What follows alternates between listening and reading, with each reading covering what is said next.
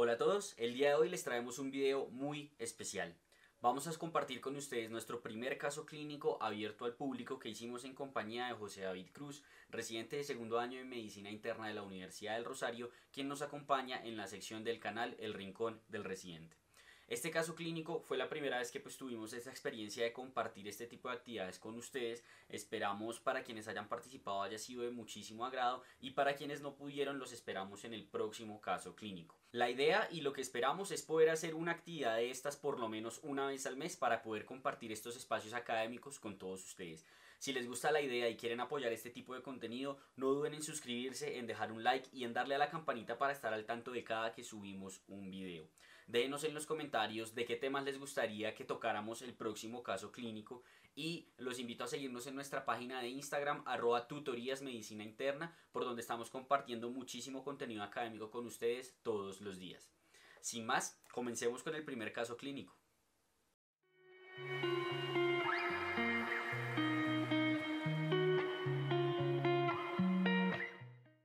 La paciente que vamos a ver es una mujer de 67 años, proveniente de área rural, que se dedica ocasionalmente a oficios de granja.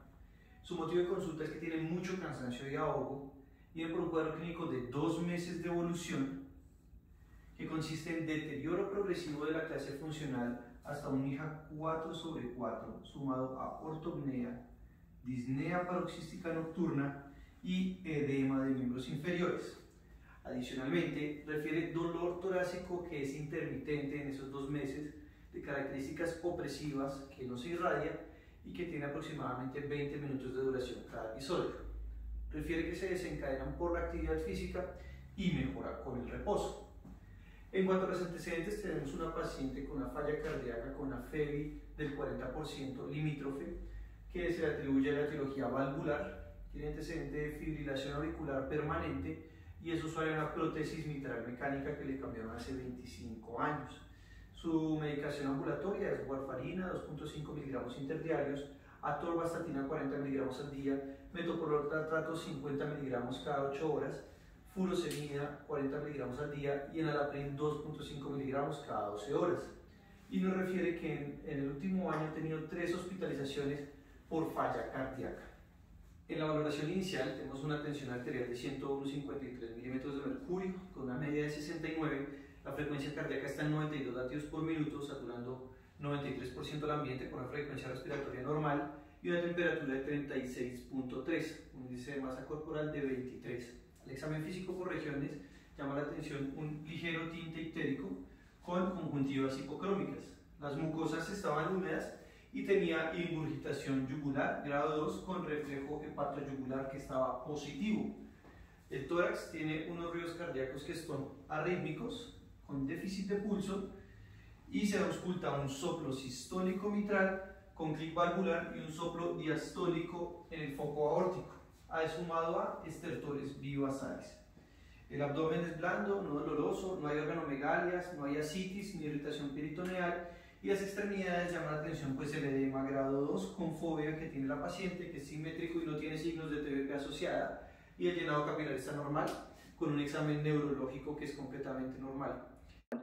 Entonces aquí los quiero invitar a que escriban en los comentarios cuáles serían sus diagnósticos iniciales y si alguno quiere levantar la mano y desbloqueamos el micrófono para que pues, nos cuente brevemente cuál sería su abordaje inicial de este paciente. Buenas noches, mi nombre es Joan García, soy médico general de aquí de Colombia. Pues de lo que inicia, pues lo que me llama la atención de pronto que creo que ya lo hice en un comentario en YouTube, de pronto indagar al comienzo de la adherencia del tratamiento médico, pues no se especifica muy bien o no se comenta algo de eso, porque pues en Colombia muchas veces en el sector rural hay dificultades en el suministro de todos los medicamentos y por parte de la EPS, pues ya muchos sabrán. Lo otro es que de pronto también la ingesta diaria de líquidos, cuánto toma, y lo otro, el consumo habitual de sal. La otra parte, pues, en cuanto haciendo el análisis, también comentaba de que procede de una zona rural y en Colombia es un país endémico para cardiopatía chagásica y pues había que hacerse una orientación hacia ese diagnóstico como causa de falla cardíaca. Eso en cuanto, digamos, a los datos de la anamnesis. Del examen físico, pues lo que más me llamó la atención fue de que se mencionaba un nuevo soplo o una correlación clínica a un nuevo soplo, pues que no debería estar presente para el antecedente previo que se comentaba, que tenía valvulopatía mitral y pues ya en este caso se está ocultando un nuevo soplo de foco aórtico. De los otros datos, pues las impresiones diagnósticas, bueno, en este caso vi que no comentaron que la paciente también estaba ictérica y que tenía las conjuntivas hipocrómicas, perdón. O sea, en esta presentación ahorita no escuché que lo comentaron, pero sí se mencionó en el abordaje en YouTube. Pues digamos, las conclusiones que había tenido en cuenta fue que tenía una insuficiencia cardíaca aguda que no estaba compensada con un perfil B, que había que descartar, pues si el dolor torácico, pues que tiene características de una angina estable, eh, podría ser propio de la insuficiencia cardíaca o podría ser de origen isquémico. La cardiopatía valvular de nuevo, pues a descartar la insuficiencia aórtica, una cardiopatía chagásica a estudiar. También pues mencionaba como un síndrome cardiohepático, pues aunque las fallas cardíacas con la cronicidad pueden producir cirrosis cardíaca. Y lo otro tema pues que me llamaba del examen físico es que por las conjuntivas hipocrómicas, pues un paciente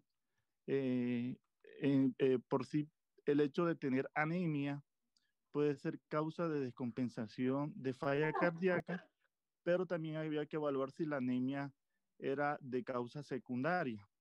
Entonces, digamos como que eso es para lo que se pregunta hasta el momento, pues los datos que tengo por aportar. Perfecto, John, muchas gracias. Todo lo que dices es muy acertado, muy importante el tema de la adherencia, que pues de entrada les comento que la paciente era adherente a su tratamiento, tanto farmacológico como no farmacológico, como lo mencionaba John, el consumo de agua y de sodio, está perfecto lo que comenta. Eh, y pues bueno, básicamente lo que dijo es el enfoque inicial que se le hizo al paciente. Estuve viendo mientras yo me comentaba todo eso, los comentarios adicionales que colocan. Me llama la atención, digamos, lo que mencionaban de posible PIT, una enfermedad pulmonar intersticial difusa colocan ahí que por el antecedente de biomasa. La PIT, digamos que la fibrosis pulmonar idiopática, que es digamos una de las formas más frecuentes, está relacionada con el cigarrillo, pero la relación con biomasa como tal no se ha establecido. La relación de biomasa está más hacia el lado de la enfermedad pulmonar obstructiva crónica y los crepitantes, pues digamos que sí es un signo de PIT, pero puede estar relacionado más, en este caso, con signos congestivos de su falla cardíaca. Entonces, no, todos los comentarios que han colocado son muy acertados. Vamos a hacer una votación, aunque digamos que creo que ya la mayoría lo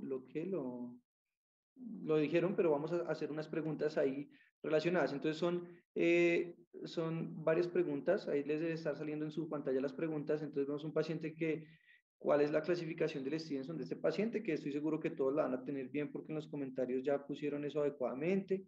¿Cómo clasificaría según temporalidad la fibrilación auricular de este paciente? ¿Cómo clasificaría la angina de este paciente? Esa pregunta tiene múltiples opciones correctas. Y lo otro es en qué estadio de la AJA clasificaría la falla cardíaca de este paciente. Ani me confirma si hacia allá la gente está votando. Muy bien. Bueno, entonces vamos a ver los resultados de lo que ustedes votaron. Entonces, casi que unánime, Stevenson B, estamos de acuerdo, es un fenotipo húmedo caliente que de entrada Si no están seguros, coloquen Stevenson Bay, la gran mayoría va a ser así, es el fenotipo más frecuente. Ya vamos a ver qué significa todo esto. Segundo, ¿cómo clasificaría según la temporalidad la fibrilación auricular de esta paciente? Como la gran mayoría respondió, pues la mitad de las personas que respondieron, permanente, ¿de acuerdo? Lo que significa que tanto el médico como el paciente están de acuerdo en que no se van a hacer intentos por pasar a la paciente a ritmo sinusal. Otra opción, digamos que apropiada en este caso hubiera sido persistente de larga data, que es cuando la paciente tiene una fibrilación auricular que lleva más de un año. Porque pues yo en ningún momento les dije si la paciente ya habían definido no cambiarle a ritmo sinusal. Entonces, digamos que ahí pudiera quedar esa duda entre persistente de larga data y permanente. Aunque, pues, digamos, una paciente que ya lleva 25 años, que probablemente tiene cambios estructurales, secundario, pues que ya le hicieron una intervención quirúrgica, la probabilidad de que salga de ese ritmo de fibrilación auricular va a ser muy baja y de entrada, pues uno pensaría que esa paciente va a ser una fibrilación auricular permanente. La angina de este paciente tiene dos opciones correctas, que son las que tienen más votos. Entonces va a ser la angina típica, ya que cumple con las tres características, que es un dolor torácico, opresivo, pues típico, que además de eso se desencadena con el ejercicio y mejora con el reposo o los nitratos, que es lo que refería la paciente. Y además es una angina estable porque tiene menos de 10 minutos, menos de 20 minutos de duración, perdón. Una angina de Prince Metal, pues no parece ser la paciente por la edad que tiene sobre todo, y la angina de Ludwig, como menos mal nadie votó, no tiene nada que ver con nada coronario, es más relacionado con un proceso a nivel de cuello, que se sale del espectro de la revisión. Y en cuanto a la clasificación del estadio de la AJA, pues como la gran mayoría respondió, es un estadio C, lo que quiere decir que es un paciente con cambios estructurales y con síntomas, pero que los síntomas responden al manejo médico. Uno pudiera llegar a pensar que esta paciente se está acercando a ser un AJA D, por lo que ha tenido tantas descompensaciones tan recientes y que recurren, pero digamos que es importante mencionar que tiene que tener un manejo médico óptimo y que no responda a esto. Y como algunos mencionaron en YouTube, puede que no, esta paciente no cumpla con criterios de manejo médico óptimo. Entonces, sigamos con el caso y acá pues lo importante es mencionar es que cuando uno empieza con un paciente así y lo aborda inicialmente de urgencias, uno tiene que tener unos diagnósticos muy claros, pero por lo general esos diagnósticos no son patologías en específica, sino más bien es un enfoque sindrómico. Entonces, como lo mencionó la gran mayoría, el enfoque sindrómico de este paciente pues es una falla cardíaca descompensada, que es un AJC, ya mencionamos qué es eso, NIJA 4/4, un Stevenson B y una FEBI pues reducida o limítrofe, está en ese punto del 40%. Segundo, una valvulopatía mitral, usuaria de prótesis mecánica desde hace 25 años. Tercero, una fibrilación auricular valvular permanente. Cuarto, una angina estable de reciente aparición, lleva 2 meses con eso. Y tercero, un síndrome ictérico en estudio. ¿Listo? Entonces, los invito a que hagamos una segunda votación con todo esto que discutimos. Ya que todos estamos como de acuerdo en el enfoque inicial del paciente, para ver, digamos, algo más relacionado con estas patologías. Entonces vamos a mandar la votación. ¿Cuál sería la terapia diurética de elección en este paciente? A, espironolactona, B, un diurético de asa, C, una tiazida, D, acetazolamida o E, un inhibidor del SGLT2. La segunda pregunta es, ¿cuál de los siguientes paraclínicos no solicitaría de entrada en esta paciente? Listo, entonces vamos a finalizar la votación. La gran mayoría respondió que el diurético de elección en este paciente sería el diurético de asa, aunque hay una población considerable que escogió la espironolactona. Entonces, la gran mayoría está en lo correcto. El diurético de asa sería la terapia diurética de elección en este paciente, ya que por su farmacocinética y farmacodinamia tiene un tiempo de inicio de acción bastante rápido y es muy efectivo. Es el mejor diurético que tenemos actualmente, los diuréticos de asa, para el manejo de la congestión aguda. La espironolactona se puede utilizar cuando no hay buena respuesta al diurético de asa, pero se coloca como terapia adicional, sobre todo pues, en los escenarios de edema pulmonar, en el escenario de cardiopatía isquémica, en un síndrome coronario agudo que esté estable, se puede utilizar. Y lo otro es cuál de los siguientes paraclínicos no solicitaría de entrada. Entonces, estoy de acuerdo con lo que dijo la mayoría. Un BNP no sería ideal solicitarlo. Digamos que se ha discutido mucho con respecto a esto. es claro que el BNP tiene un valor pronóstico en cuanto a mortalidad de estos pacientes que están descompensados. Sin embargo, digamos que si tengo el BNP alto, pues no me va a cambiar la conducta. El BNP tiene su utilidad en el servicio de urgencias, sobre todo cuando el paciente tiene un síndrome disneico en estudio y uno no tiene muy claro si la causa es por una falla cardíaca o algo extracardíaco. En esos escenarios es donde tiene mayor utilidad el BNP. Además que es un recurso que no es tan económico y que no tenemos disponible tanto. Entonces, de entrada, no nos queda ninguna duda prácticamente que lo que tiene esta paciente es una falla cardíaca aguda. Si la tuviéramos, ahí sí nos serviría el BNP. La radiografía de tórax, el electrocardiograma y el ECOTT definitivamente hay que tomarlo en todo paciente que tenga una falla cardíaca aguda. El ecocardiograma de pronto es el que menos disponible tendríamos y si no lo tenemos, pues bueno, hay que mirar a ver si podemos resolverlo sin eso, pero en esta paciente en particular, que como lo mencionaban, tiene un componente de sospecha valvular importante, es útil un ecocardiograma.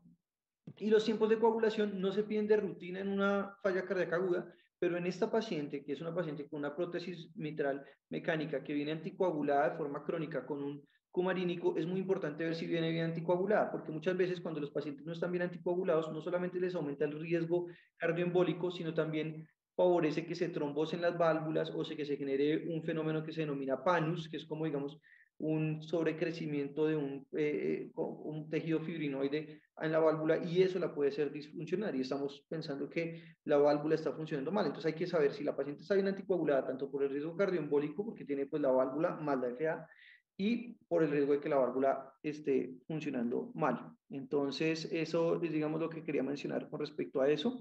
Ya teniendo eso más claro, entonces voy a contar qué se hizo con la paciente inicialmente. El manejo fue pues hospitalizar por cardiología, se le colocó una dieta para pacientes con falla cardíaca con restricción hídrica, se inició furosemida, 80 miligramos en bolo y después se continuaron 20 miligramos cada 8 horas endovenosos, metoprolol trato que ya traía la paciente, el enalapril, la torvastatina que ya traía y la warfarina y se le solicitó básicamente lo que ya se mencionó, más un perfil hepático relacionado con el síndrome ictérico en estudio. Entonces, para hablar dos cosas rápido de falla cardíaca aguda, entonces lo primero es definirlo. Entonces, partimos de lo que es una falla cardíaca en general, que es un síndrome clínico, y al decir que es un síndrome es la combinación de signos y síntomas que tiene una causa particular, que está producido por una alteración en la función cardíaca de llenado, de eyección o ambas cosas que impide que pueda cumplir su función de forma adecuada. Cuando yo estoy en el contexto de una falla cardíaca y aparece un empeoramiento o una aparición de síntomas nuevos o signos nuevos que además requieren un manejo médico y un ajuste en la terapia para resolverlos y mejorar la calidad de vida del paciente, eso es lo que se va a definir como tal como una falla cardíaca aguda, que es un síndrome que pudiéramos considerar, digamos, aparte o adicional a la falla cardíaca. Si ustedes se fijan, existen revisiones de falla cardíaca y existen revisiones específicas para falla cardíaca aguda porque tienen muchas consideraciones. Y pues la falla cardíaca puede tener muchas clasificaciones y a los internistas siempre nos la montan diciendo que nosotros le sacamos clasificación a todo.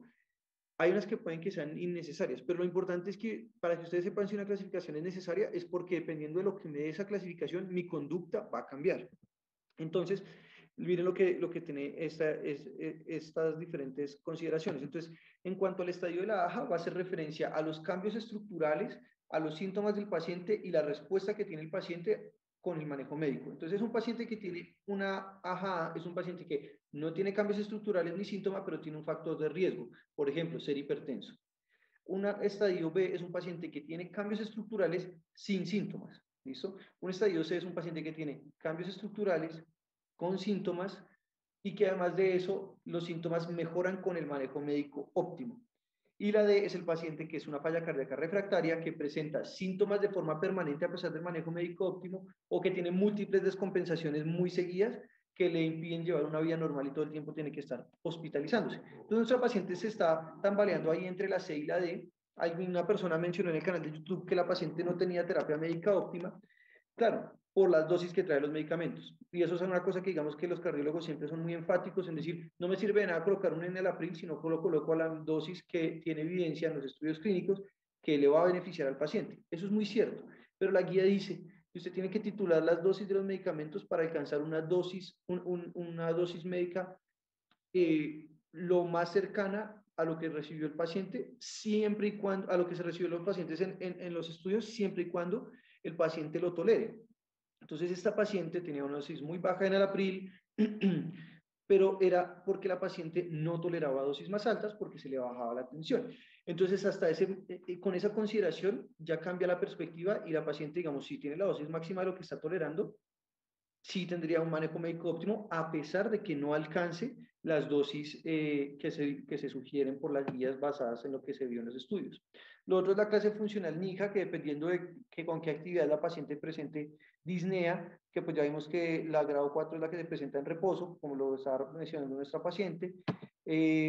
La FEBI, que digamos que es muy importante porque eso depender la evidencia que hay de ciertas intervenciones que clásicamente nos enseñan que existe la FEBI reducida y la FEBI preservada, pero existen otros dos fenotipos. La FEBI reducida es la que está por debajo del 40%, la FEBI preservada la que está por encima del 50%, entre el 40 y 50 sería una FEBI limítrofe, y existe un cuarto fenotipo que es la FEBI recuperada. Es un paciente que tuvo la FEBI baja, se le instauró la terapia y con la terapia le subió la FEBI.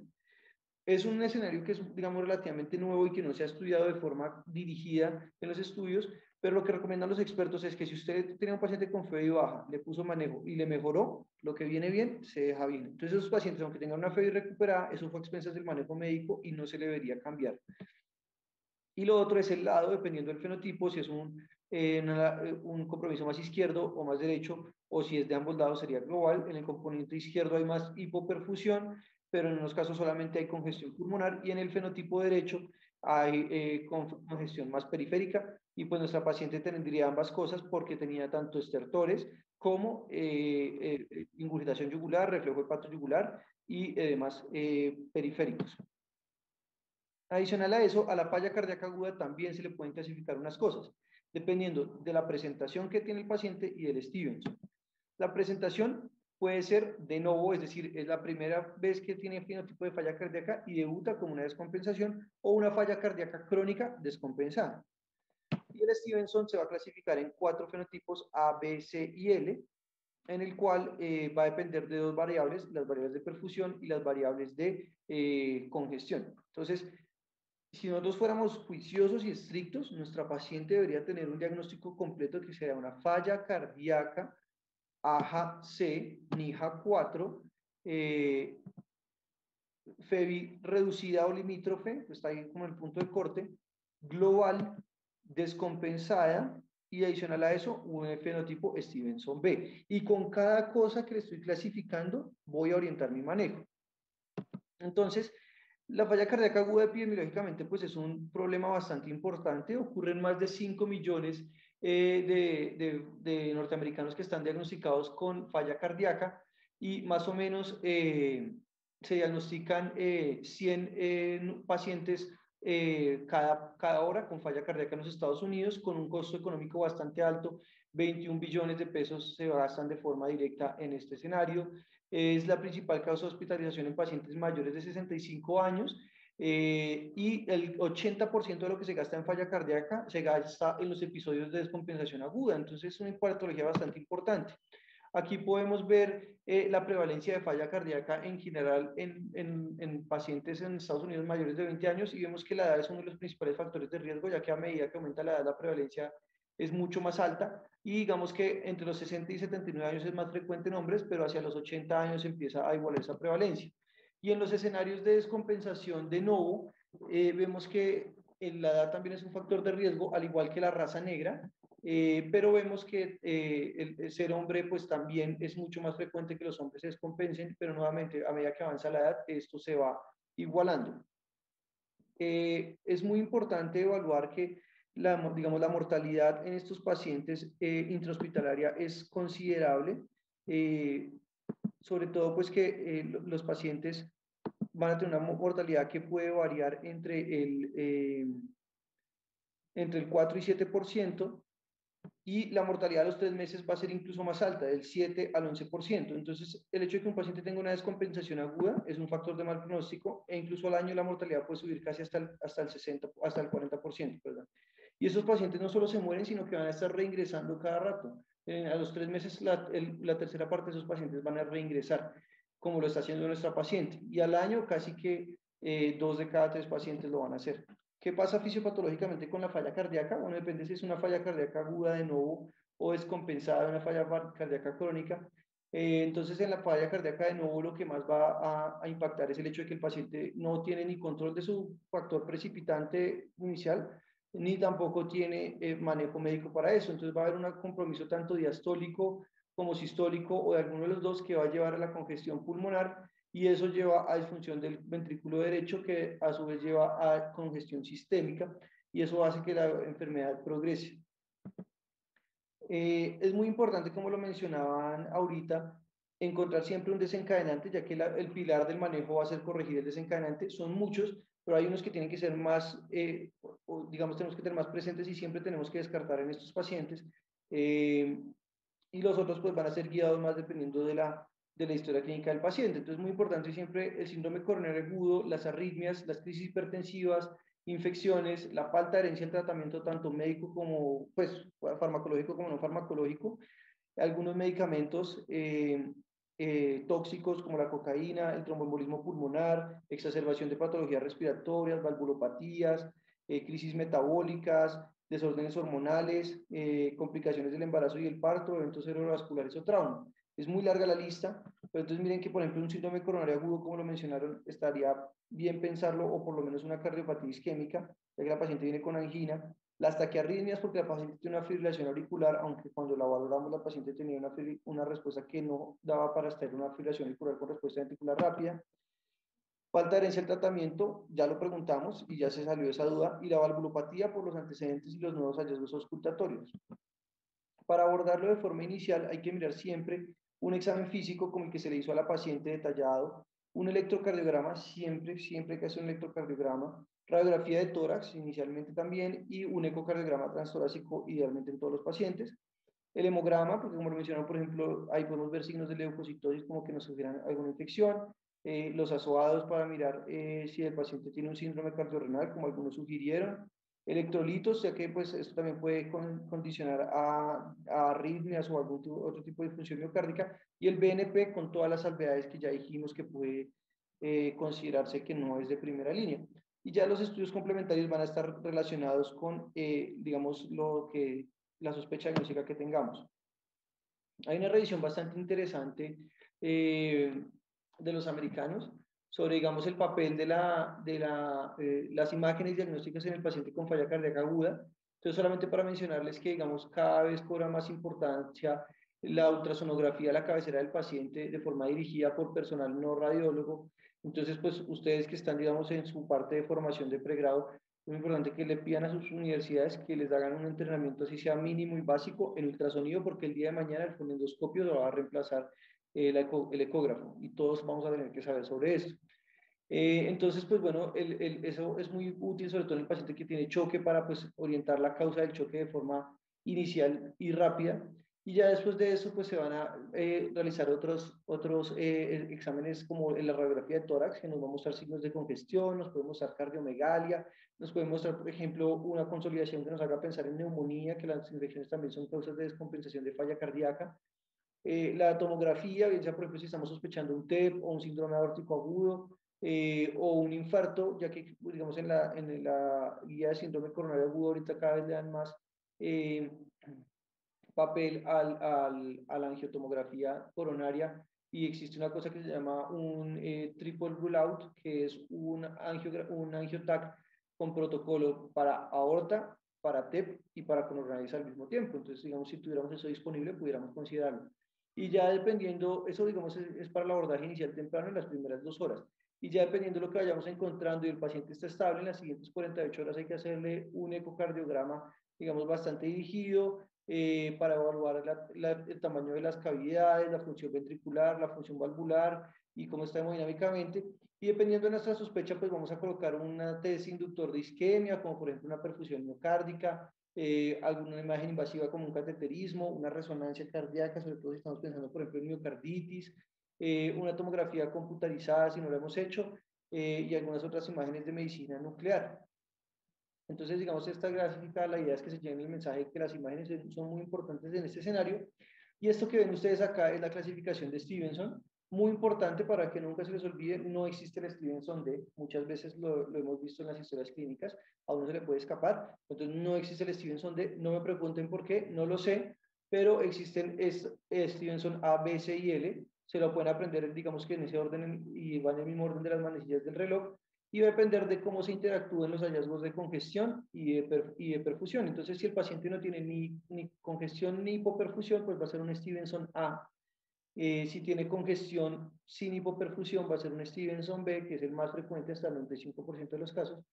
Si tiene congestión e hipoperfusión, es un Stevenson C, que es el peor escenario posible. El paciente está en choque cardiogénico. Y si es un Stevenson L, es que tiene hipoperfusión sin congestión.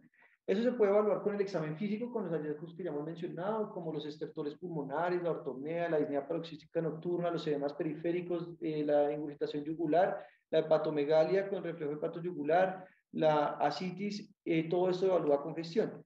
Y también la hipoperfusión la podemos mirar con pues, los signos clásicos de hipoperfusión y choque, como tiempo llenado capilar aumentado, oliguria, alteración del estado de conciencia, presión de pulso estrecha, frialdad distal, diaforesis, todo eso nos habla de hipoperfusión.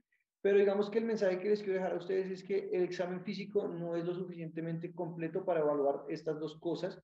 Lo ideal sería, pues, por eso ya es como un escenario de UCI, poder evaluar con parámetros hemodinámicos como el índice cardíaco y la presión de cuña. Entonces, el índice cardíaco me mira cómo está la perfusión, ya que mira la función ventricular, y lo ideal es que esté por encima de 2.2.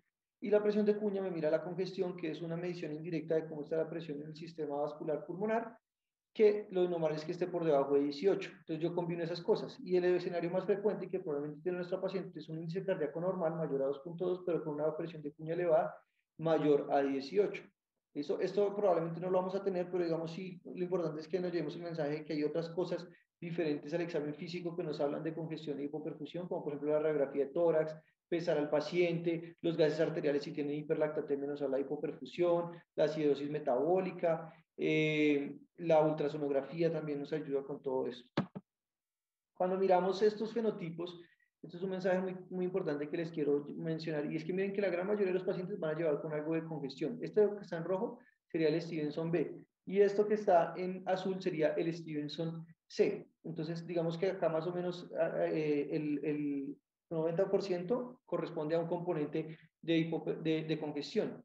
Es raro pues el escenario del Stevenson L, que es el seco frío, y también es raro el Stevenson A. ¿Listo? Por ejemplo, un paciente que está con diarrea y una falla cardíaca, pues probablemente va a tener síntomas de falla, pero no está ni hipoperfundido ni congestivo. Pero digamos que lo más importante es que la gran mayoría de esos pacientes van a llegar con congestión. Eso es entendible. Pero lo que preocupa es esta gráfica acá. Esto es un estudio europeo que se le hizo seguimiento a largo plazo, una población bastante grande, casi 7.500 pacientes a la hora del alta hospitalario. Y miren que a pesar de que uno sabía que el paciente, la gran mayoría, llega con congestión, al momento del alta, casi que 1 de cada 3 pacientes va a tener hallazgos de congestión, es decir, lo estamos mandando a la casa mal manejados. Y eso es lo que me explica que los pacientes reingresen temprano y tengan mortalidad en los siguientes 3 meses. Es un factor de predictor de mortalidad, como lo muestra este Forest Plot, donde se evaluó tanto cómo estaba el estado de Stevenson al momento de llegar el paciente al hospital, pero también cómo estaba con respecto a la mortalidad de un año cuando le dieron egreso. Y miren que si ustedes comparan un paciente que se va húmedo caliente versus un paciente que se va seco caliente, es decir, un Stevenson B versus un Stevenson A, el riesgo de mortalidad aumenta 1.62 con respecto a esas dos diferencias. Y aún más si el paciente se va también pues con signos de hipoperfusión, que eso pues ya sí sería el colmo porque básicamente estamos sacando al paciente con choque cardiogénico. Es muy importante eso, saquemos a nuestros pacientes bien secos. Para eso hay que preguntarle al paciente cuál es su peso seco, listo, y ver todos los signos de congestión. Entonces, además del Stevenson, se han planteado unos fenotipos que son, digamos, más dependiendo de las características clínicas del paciente. Hay un fenotipo que lo que predomina es el edema pulmonar agudo, donde hay un componente más de ventrículo izquierdo.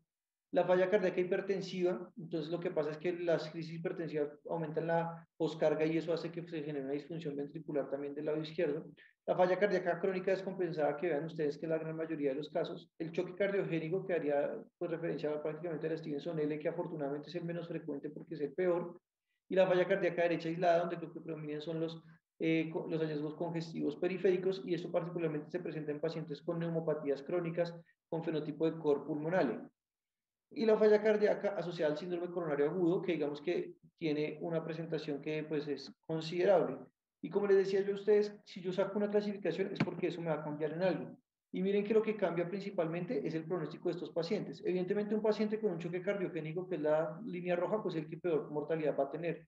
Pero vean ustedes que, digamos, por ejemplo, la línea negra, que es la falla cardíaca hipertensiva, es la que tiene mejor pronóstico, ya que es una condición que se puede mejorar de forma rápida y eso le va a mejorar el pronóstico al paciente. Y asimismo, miren la línea azul, el síndrome coronario agudo con falla cardíaca tiene un mejor pronóstico porque pues, en los últimos años ha avanzado muchísimo la intervención que se puede dar a estos pacientes y se hace pues, una campaña de reconocimiento temprano a estos pacientes. Y vean que particularmente después del choque cardiogénico, la falla cardíaca derecha aislada es la que peor pronóstico tiene. Si sacamos el síndrome coronario, el choque cardiogénico de ese grupo. ¿Cómo se maneja? Entonces, lo primero, esto es una urgencia, entonces lo primero es asegurar que el paciente esté estable, entonces una valoración inicial, el ABCD, y hacer una valoración si el paciente está en choque cardiogénico, si sí, el paciente necesita un manejo invasivo o monitorización invasiva, y se requiere probablemente manejo inotrópico o inodilatador, dependiendo del fenotipo del paciente, y en algunos casos terapia de soporte mecánico, sobre todo cuando se está pensando en puente a trasplante, como por ejemplo sea los dispositivos de asistencia ventricular o el ECMO. Si no, entonces la siguiente pregunta es: ¿el paciente tiene una falla ventilatoria, sobre todo cuando hay edema pulmonar asociado? En caso de que sí, ponga el oxígeno al paciente y considere si el paciente es candidato a eso o no. Ventilación mecánica no invasiva, ya que este es uno de los mejores escenarios en los que tiene evidencia la ventilación mecánica no invasiva, el choque el edema pulmonar cardiogénico. Y si el paciente definitivamente no responde a esto o no cumple criterios para esto, tiene contraindicaciones de no invasiva, coloque la ventilación mecánica invasiva, asegure la vía aérea y pues asegure una oxigenación. Y en caso de que no tenga nada de esto, pase a considerar el desencadenante agudo, que pues ellos nos proponen la mnemotecnia del CHAM, donde está el síndrome coronario agudo, la emergencia hipertensiva, arritmias, causas mecánicas agudas como valvulopatías y TEP. Ahí no están todas, pero están las más importantes y sobre todo las sobre las cuales podemos tener algún tipo de intervención que le impacte. Entonces, si usted le encuentra alguna de estas, haga el examen que necesite para confirmarlo y manéjelo.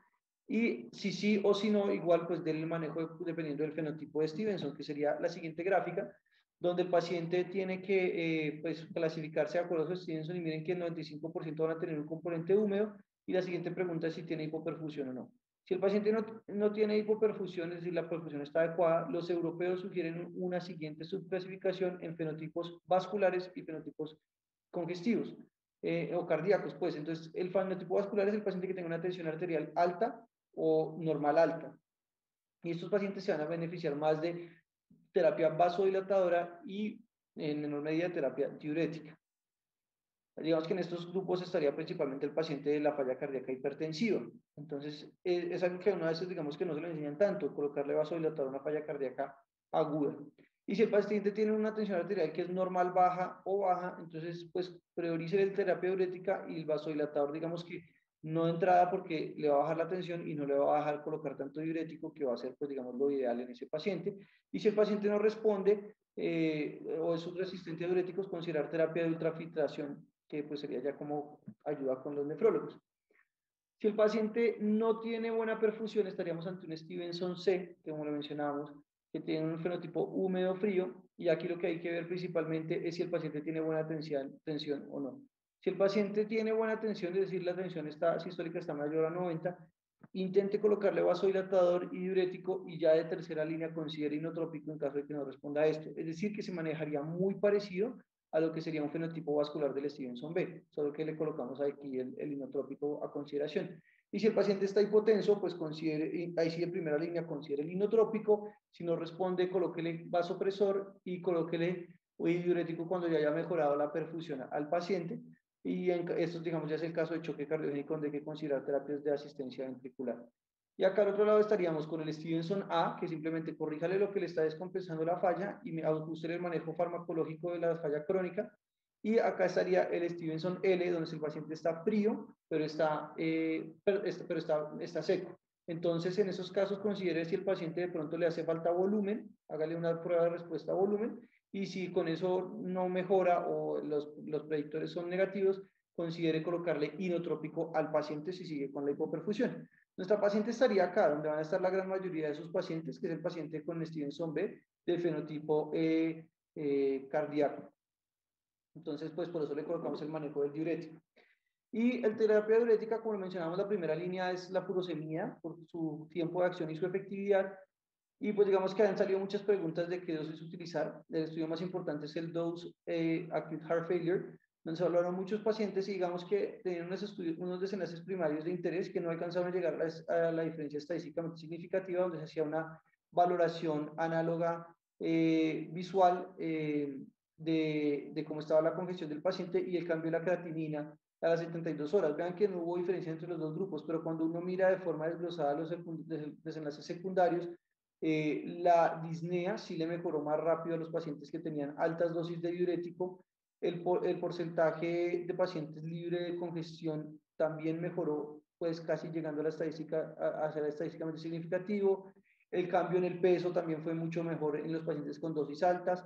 La total de pérdida neta de volumen también fue mejor. Y pues digamos que eso nos sugiere que las dosis altas son mejores. ¿Qué es dosis alta? Dosis alta es un paciente que en la casa tuviera diurético, se tiene que colocar de 2 a 2.5 veces lo que venía recibiendo diurético. Y si es un paciente que no venía recibiendo diurético ambulatoriamente, se tiene que colocar lo que se venía colocando antes, que es, o sea, lo que se colocó a nuestro paciente, perdón, que es 80 miligramos de furosemida IV. Muy importante, los pacientes que estén con una falla aguda y ustedes van a colocar diurético, déjenselo formulado los bolos máximo cada 12 horas, no lo espacien más, no lo dejen cada 24 horas, porque si lo dejan más de 12 horas separado las dosis, esos pacientes van a hacer un fenómeno de rebote y puede empeorar la congestión. ¿Listo? Entonces, mínimo tienen que dejárselo cada 12 horas, se lo pueden dejar cada 8, cada 6, cada 4 o incluso una infusión continua, dependiendo de lo que ustedes consideren, aunque la evidencia dice que la infusión continua no tiene un beneficio claro hasta el momento con respecto a los bolos. Y este desenlace que era de seguridad era el porcentaje de pacientes que a las 72 horas habían tenido un incremento en la creatinina mayor a 0.3 miligramos por decilitro, que sería pues la definición de lesión renal aguda. Si ustedes se fijan, los pacientes que tenían dosis altas tuvieron una mayor tasa de este desenlace, con esa diferencia estadísticamente significativa. Sin embargo, en los estudios se ha visto que un paciente que aumenta ligeramente la creatinina en relación con la terapia diurética para el manejo de la congestión, no le aumenta la mortalidad e incluso a algunos les parece que le mejora el pronóstico. Entonces, es como romper un poco el paradigma de que se le suba un poco la creatinina, no es del todo malo e incluso parece ser beneficioso en estos pacientes. Entonces, en cuanto a la terapia diurética, digamos que hay varios algoritmos y opciones de manejo en estos pacientes. Este es el de la escuela americana y lo que proponen es lo que les decía, la dosis de diurético que les mencioné. Y hay dos estrategias para evaluar cómo responde el paciente a los diuréticos. La de sodio en orina en muestra aislada, digamos que es la que ellos más recomiendan, pero la que menos disponible tenemos. Entonces, la que podemos utilizar más es el gasto urinario en las siguientes 2 a 6 horas. ¿Listo? Entonces, si tenemos las dos, podemos utilizar ambas, pero vámonos más por este lado que probablemente es lo que vamos a tener. Entonces, vean que la meta es que el paciente orine mínimo 150 cc cada hora en esas siguientes 2 a 6 horas. Si el paciente no me orina eso, lo que tengo que hacer es administrar otro bolo de diurético, el doble de lo que ya le había colocado, y voy haciendo eso de forma progresiva hasta que el paciente alcance una dosis de diurético de 300 miligramos o equivalente a lo que sería de 300 miligramos de furosemida. ¿Listo? Eso si el paciente no responde inicialmente. Si el paciente sí responde inicialmente, sería este cuadro que vemos acá. Lo que hay que hacer es repetir la dosis cada 6 a 12 horas. Como les mencionaba, miren que ellos no colocan más de 12 horas por lo que les estaba mencionando. Y evaluar de forma progresiva el gasto urinario para mirar pues que siempre esté en metas. Muy importante pues siempre estar evaluando la función renal también y los electrolitos. Y vayámonos al punto en el que tenemos más de 300 miligramos de furosemida y el paciente no alcanza las metas de gasto urinario. Entonces aquí entraríamos a pasar una falla a los diuréticos de ASA y lo que hay que hacer es adicionar diuréticos de segunda o tercera línea. Entonces el diurético de primera línea para adicionar por encima del diurético de ASA serían las tiazidas.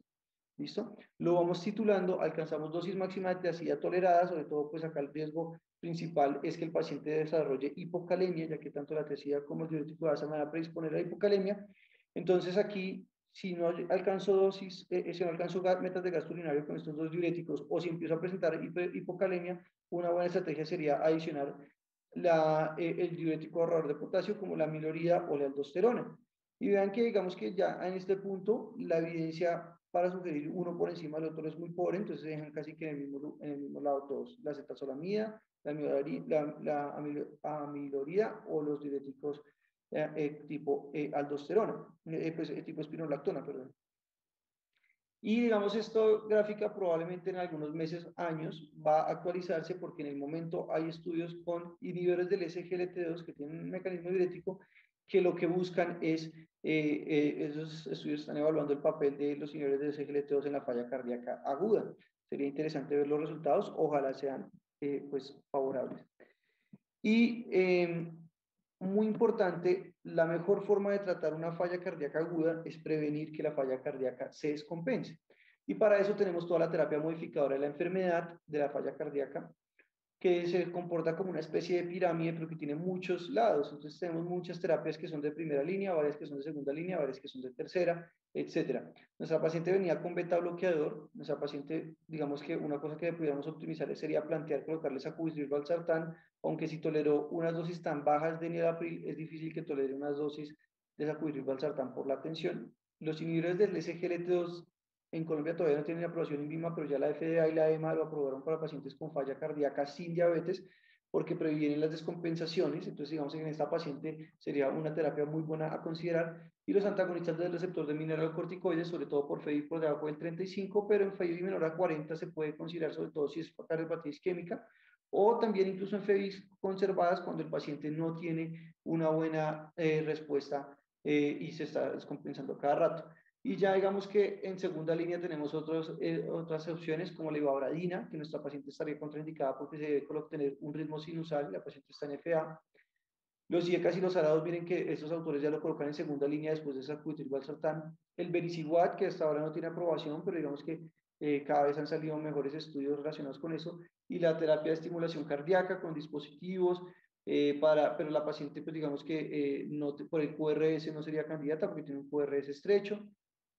Acá miren que en tercera línea el cardiofibrilador implantable si tiene alto riesgo, que por nuestra paciente por la FEBI no sería. Los nitratos y la hidralacina, sobre todo en pacientes afros que no alcanzan cifras tensionales adecuadas. La digoxina, que recientemente salió un estudio en el JAMA que cobra más fuerza la digoxina en pacientes con FA, pero sobre todo si atribuimos la descompensación de la falla cardíaca a la FA, que por nuestra paciente no pareciera hacer la ablación, aunque probablemente nuestra paciente no va a responder. El mitraclip habría que ver, pero pues digamos esta paciente con la prótesis mecánica no se le puede realizar. Inotrópicos, levosimendan, clínicas de falla cardíaca, el omercamtiv, que son terapias nuevas que están en estudio, los dispositivos de asistencia ventricular, y nos vamos acercando al trasplante cardíaco, que si la paciente no fuera candidata, tocaría considerar la terapia paliativa. Y acá miren que de forma paralela viene el manejo de la congestión con diuréticos y la rehabilitación cardíaca. Es muy importante siempre tener a los pacientes bien manejados. Para mencionar dos cosas con relación a la fibrilación auricular, Andrés subió un video sobre la guía de fibrilación auricular europea del año pasado, muy completo para que ustedes lo vean, vayan a ver si tienen alguna duda, pero solamente definirlo como una taquiarritmia supraventricular con actividad eléctrica auricular descoordinada e ineficiente. Y los criterios diagnósticos van a hacer que el paciente tenga un RR que es irregular, ausencia de onda P, una activación auricular irregular y un registro, y eso tiene que documentarse en un registro electrocardiográfico por más de 30 segundos o un electrocardiograma de 12 derivaciones completo.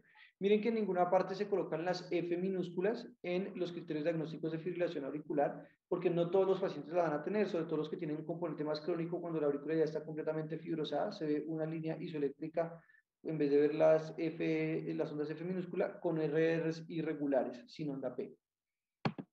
Y muy importante la definición de los eventos auriculares de alta frecuencia que están relacionados principalmente con lo que está saliendo pues ahorita a la moda, de los Apple Watch, de los monitores de eventos y todo eso, que digamos es un diagnóstico, digamos que no sugiere que pueda haber una fibrilación auricular de base, pero que hay que hacer un electrocardiograma para poder diagnosticar. Es más como de tamizaje. Es bastante frecuente, como se puede ver acá, 43.6 millones de individuos tenían diagnóstico de FA en el mundo para el 2016 y tienen múltiples factores de riesgo, que los más importantes va a ser un componente genético, la edad, el sexo masculino y la etnicidad, pero vean que hay otros muchos que son relacionados con los factores de riesgo cardiovasculares. ¿Y por qué es importante? Porque un paciente con fibrilación auricular va a tener un riesgo de 1.5 a 3 veces de morirse con respecto a la población pareada con las mismas características que no tengan fibrilación auricular. Aumenta el riesgo de un 20 a un 30% de los eventos cerebrovasculares.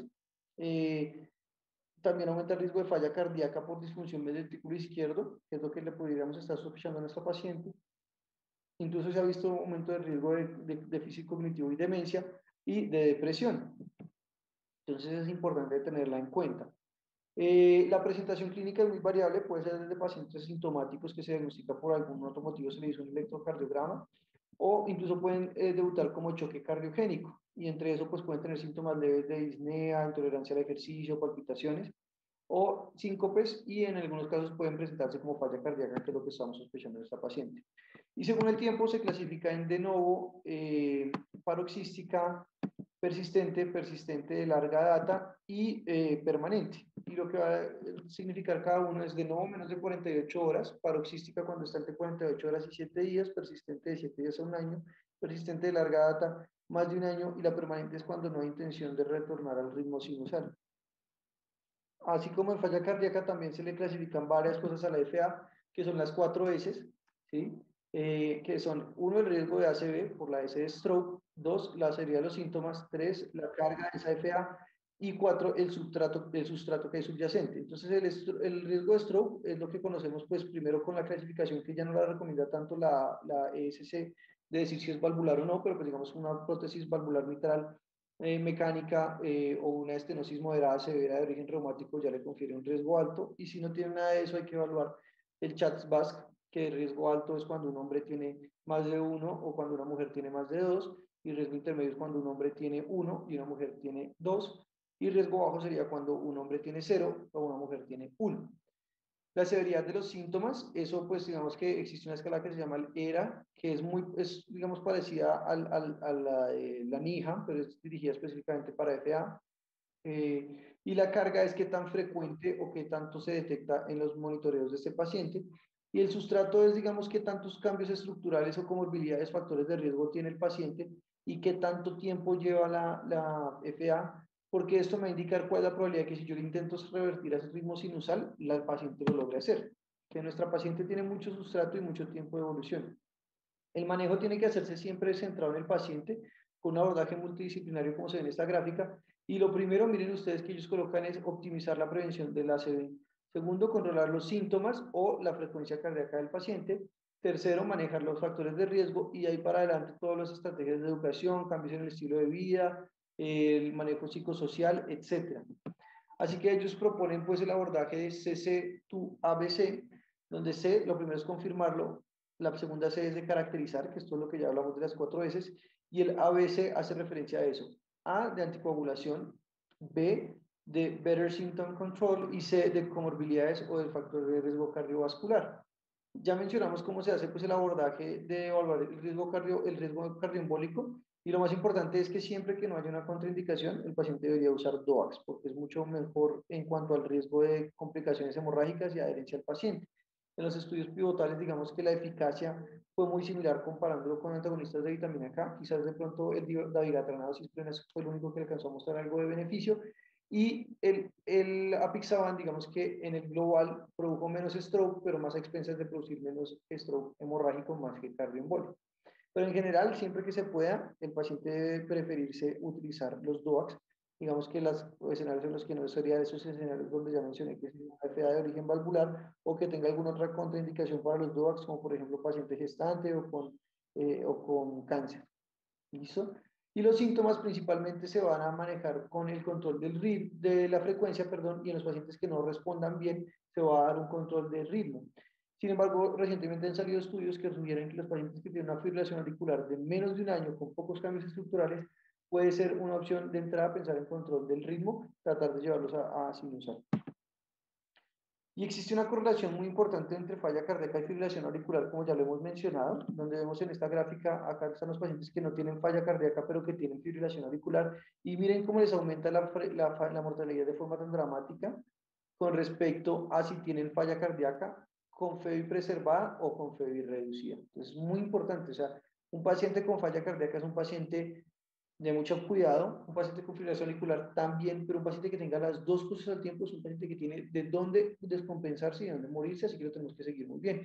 Y digamos, la coexistencia de estas dos está relacionada con que existen factores de riesgo que tienen en común, como la hipertensión, la diabetes, la genética, pero también cuando ocurren, digamos, de forma secuencial, pueden haber fenómenos de hipertrofia de los miocitos, de agrandamiento auricular, de disfunción diastólica, estrés mecánico, dilatación del ventrículo, que van a llevar a que ambas cosas ocurran. Es decir, la falla cardíaca me puede fibrosar las aurículas y generar FA, y la FA me puede generar disfunción de tanto auricular como ventricular, y por eso, digamos, hay pacientes que primero hacen una cosa y luego la otra, o viceversa, y hay pacientes que debutan con las dos al tiempo. Digamos que lo más importante es tratar de llegar a ese punto de equilibrio donde yo estoy manejando bien ambas cosas. Vean que hay cosas que se priorizan en la falla cardíaca con FA reducida y hay cosas que se priorizan en la fibrilación auricular, como por ejemplo, lo más importante en la FA, como ya mencionamos, es prevenir el riesgo de ACV, mientras que en la falla cardíaca con FA reducida es procurar la euvolemia, ¿sí? Y digamos que así mismo se van encontrando cosas a medida del camino. Vean que lo segundo que ponen acá en FA es controlar la frecuencia cardíaca rápida. Y en falla cardíaca miren que está como en la mitad. Y eso me lleva a una cosa muy importante y es que, digamos, si bien existe un beneficio claro de los betabloqueadores en falla cardíaca que disminuyen mortalidad, los que tienen estudios, sobre todo cuando se lleva a metas de frecuencia cardíaca en reposo entre 50 y 70 latidos por minuto, como lo evidencia esta gráfica, vean betabloqueador versus placebo, con un hazard ratio de 0.73, estadísticamente significativo. Miren que cuando se hace en pacientes que tienen ambas cosas, en pacientes que tienen fibrilación auricular y falla cardíaca, miren que ese beneficio se pierde. Y asimismo, esos pacientes que tienen falla cardíaca con fibrilación auricular no se deben llevar a metas de 50 a 70 latidos por minuto. De hecho, hay estudios que sugieren que eso pueda aumentar la mortalidad. Entonces, digamos que las metas en estos pacientes es tenerlos entre 70 y 90, aunque se acepta hasta 110 y ya por encima de 110 es una frecuencia, una respuesta ventricular rápida. Entonces, es muy importante que, por ejemplo, algunas personas sugirieron esta paciente no está en metas porque no está con una frecuencia cardíaca entre 50 y 70.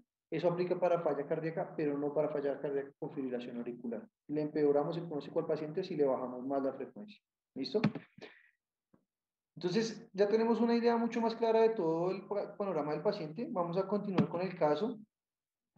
Los patraclínicos que se le solicitaron, vemos acá un hemograma donde se evidencia pues una anemia que pues, digamos no tiene criterios transfusionales en el momento, por lo menos por el rango, con un hematocrito B29.8 y un volumen corpuscular medio que estaba normal y una hemoglobina corpuscular media que también estaba normal, por lo cual es una anemia normocítica normocrómica, pero con un RDW, que es el ancho de distribución eritrocitario, que está aumentado, es decir, es heterogénea. En cuanto al perfil hepático, bueno, tenemos algo de hipoalbuminemia, que puede ser multifactorial, una paciente crónicamente enferma, con una fosfatasa alcalina ligeramente elevada. Adicional a eso, pues la gamma-glutamil-transferasa en el límite superior del laboratorio de referencia, la LT normal, la ST ligeramente elevada y una hiperbilirrubinemia mixta, miren que pues es casi mitad y mitad, lo que nos generaba pues una alteración del perfil hepático de predominio colestásico y con una troponina que era negativa para el punto de corte institucional, que es de 0.026. Adicional a eso, el INR estaba por fuera de metas para nuestra paciente, está en 1.36 y la queremos tener entre 2.5 y 3.5 por su prótesis mecánica, así que se le inició heparina de bajo peso molecular subcutánea, la función renal normal, los electrolitos y la TSH normales, y en el uroanálisis lo único que llamaba la atención es que en la tira reactiva tenía sangre positiva, pero en el sedimento se reportan 0 hematíes. Ese es el electrocardiograma de la paciente. Me disculpo porque sé que no se ve muy bien, pero lo traigo principalmente para que ustedes vean que esta paciente no tiene onda CF y probablemente está en relación con su cronicidad de su cuadro clínico, pero vean que los RR son irregulares y no se ve ninguna onda P con complejos QRS estrechos, así que pues se confirma la fibrilación auricular de nuestra paciente. Por lo demás, bueno, un trastorno de la repolarización quizás en cara anteroseptal, pero de resto nada más que nos sugiera isquemia y ya teníamos una troponina negativa y tampoco tenemos cambios pues, necróticos claros. Esa fue la lectura que se le dio al electrocardiograma por el cardiólogo y solamente para recordarles que en los pacientes con fibrilación auricular no podemos utilizar los métodos tradicionales de cálculo de frecuencia cardíaca en el electro y lo que hay que hacer es contar 30 cuadros grandes que va a corresponder a 6 segundos siempre y cuando pues el electrocardiograma esté tomado con los parámetros convencionales de 25 milímetros por segundo.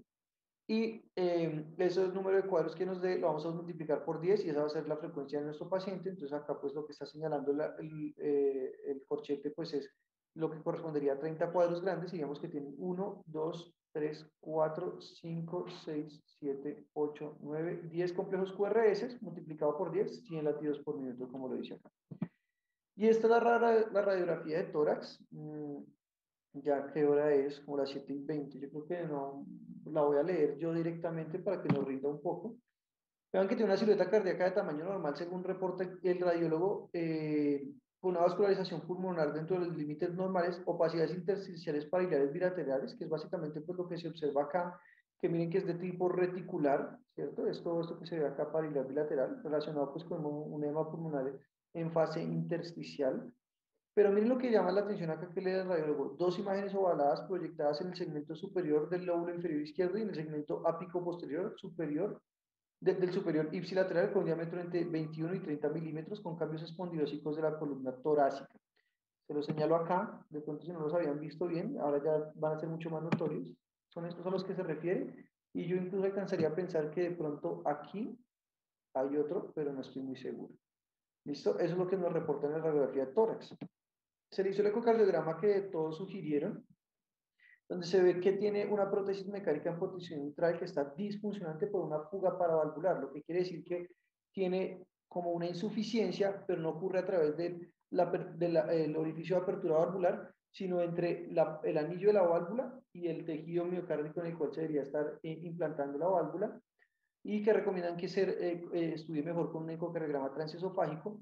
Adicional a eso, tiene una dilatación severa de las cavidades izquierdas, con una disfunción sistólica leve del ventrículo izquierdo por hipoquinesia global del 45%. Entonces, pues la FEBI está muy similar a lo que nos dijeron que traía la FEBI de antes la paciente.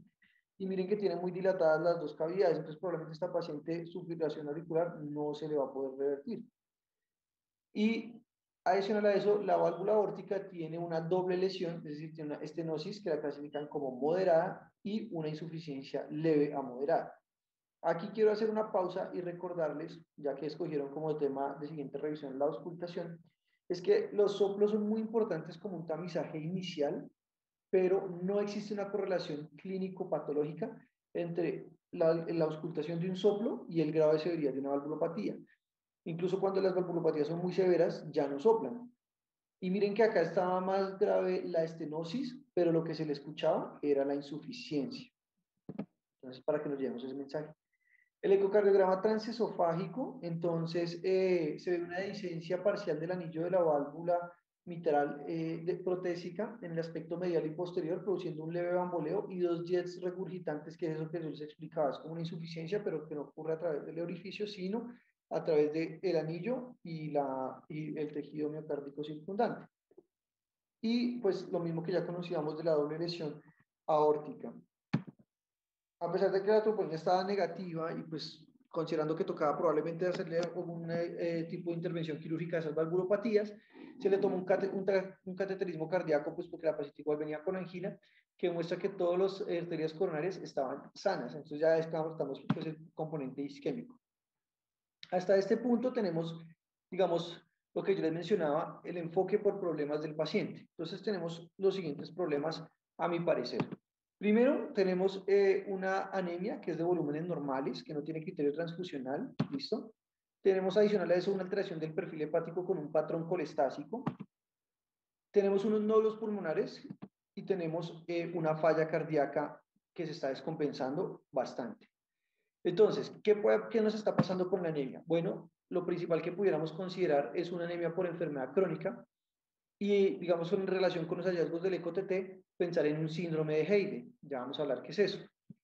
Lo otro sería, pues, digamos, mirar si el patrón colestásico, el primer paso que hay que hacer es clasificarlo si es un componente intrahepático, extrahepático o mixto, que básicamente es ver en qué porción de la vía biliar está el problema.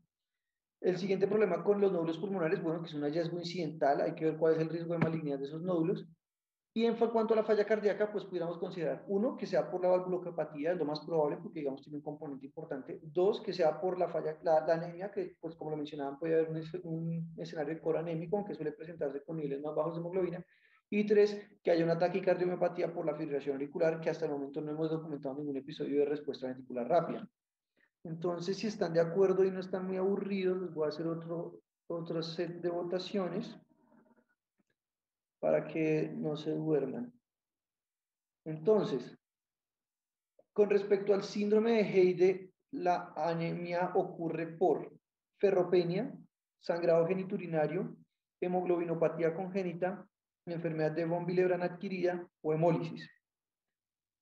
Y la otra pregunta es, para clasificar la anemia en regenerativa o arregenerativa, se utiliza como criterio el ancho de distribución eritrocitario, el índice de reticulocitos, los niveles de eritropoyetina en suero y la otra opción es la biopsia de médula ósea. La mayoría considera que el síndrome de Heide, la anemia ocurre por ferropenia, pero la respuesta correcta es por una enfermedad de von Willebrand adquirida. Ya vamos a ver por qué. Y en cuanto a la otra pregunta, entonces la gran mayoría tiene la razón, es el índice reticulocitario. Entonces, bueno, ya llevamos más o menos una hora de caso. Les pregunto si quieren que sigamos, todavía falta pues un poco menos de la mitad, o si quieren que continuemos en otra sesión. No sé qué opinen, si quieren váyanlo dejando en los comentarios. Mientras tanto, yo voy a seguir brevemente con lo que sigue y pues Andrés me dirá qué terminan decidiendo ustedes. Bueno, entonces, en cuanto al enfoque de la anemia, digamos que es una patología pues bastante, un hallazgo bastante frecuente que todo médico debe saber enfocar. Andrés tiene un muy buen video de eso en el canal, pero por ahora solamente les voy a mencionar que en cuanto a su definición, como tal, es cuando hay unos valores de hemoglobina, hematocrito y o conteo eritrocitario menor a 2 desviaciones estándar de acuerdo a edad, género y raza. Lo que pasa es que esto es poco práctico, no en todas las poblaciones está estudiado, así que por lo general utilizamos los criterios de la OMS, como una hemoglobina menor a 13 en hombres, menor a 12 en mujeres y menor a 11.5 en gestantes. ¿Listo? Y lo más importante es, bueno, a nosotros siempre nos enseñan a enfocarlo en cuanto a normocítica, microcítica o macrocítica, pero a veces como que las cosas se suelen solapar mucho y no nos dice tantas cosas eso. Yo pienso que lo mejor es que uno tenga en la cabeza claro los mecanismos por los cuales se puede producir anemia y ahí empezar a ver por dónde la investiga.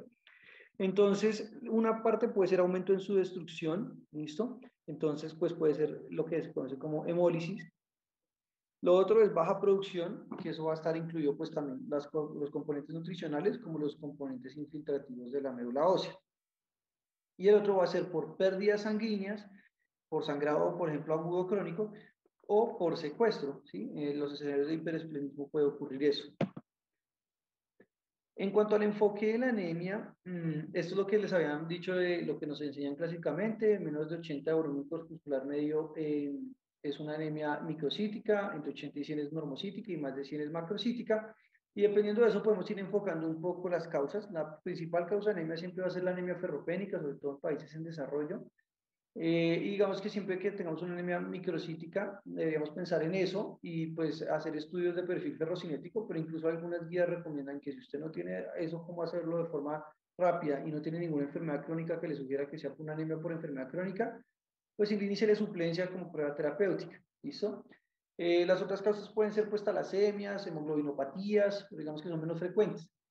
Y en la normocítica va a estar, digamos, el componente de si es regenerativa o no, con el conteo reticulocitario o el índice corregido, que lo que más propone que los reticulocitos es el estadio previo de los eritrocitos antes de que salgan de la médula ósea. Entonces, cuando yo tengo un sangrado que está respondiendo, que la médula ósea está respondiendo, cuando tengo una anemia, perdón, en la que la médula ósea está respondiendo como en sangrado, en hemólisis, en estados inflamatorios agudos algunos, aunque la mayoría, el estado inflamatorio agudo produce por freno medular la anemia, pero básicamente en esos escenarios, entonces van a haber más reticulocitos en sangre periférica.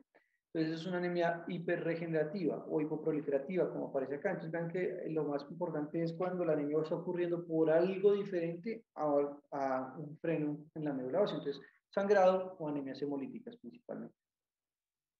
Y ya lo hiporregenerativo van a ser pues leucemias, anemia plástica, anemias de células rojas puro, otro compromiso medular, entre otras. ¿Sí? Y ya las macrocíticas vamos a tener, digamos, dos grupos grandes que va a ser la megaloblástica y la no megaloblástica. Entonces en la megaloblástica es cuando hay deficiencia de vitamina B12 y o folatos o algunas por medicamentos. Y en las no megaloblásticas pues por el uso de alcohol o por síndromes mielodisplásicos, enfermedades hepáticas crónicas, enfermedades congénitas de la médula ósea, etc.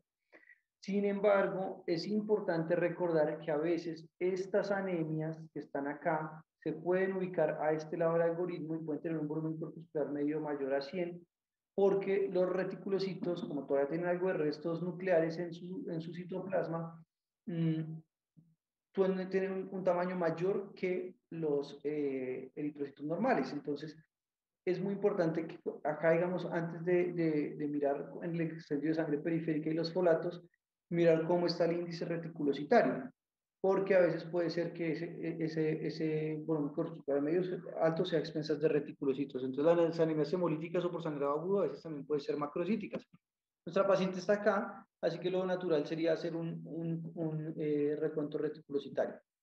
Y en cuanto al síndrome de Heyde, como para mencionarlo rápidamente, es una patología pues poco frecuente, poco descrita, pero digamos se caracteriza por la triada entre estenosis aórtica, que nuestro paciente la tiene, una enfermedad von Willebrand adquirida que genera sangrado gastrointestinal particularmente, no genitourinario, y el sangrado gastrointestinal suele ser un sangrado gastrointestinal alto por angiodisplasia.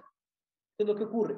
Al haber la alteración valvular, ocurre una activación anormal del factor de von Willebrand, generando su polimerización y facilitando la exposición del dominio A2, que es el que va a reconocer el ADAMS13, que es la proteína metaloproteinasa, que degrada los multímeros del factor de von Willebrand, que es necesario para la activación plaquetaria.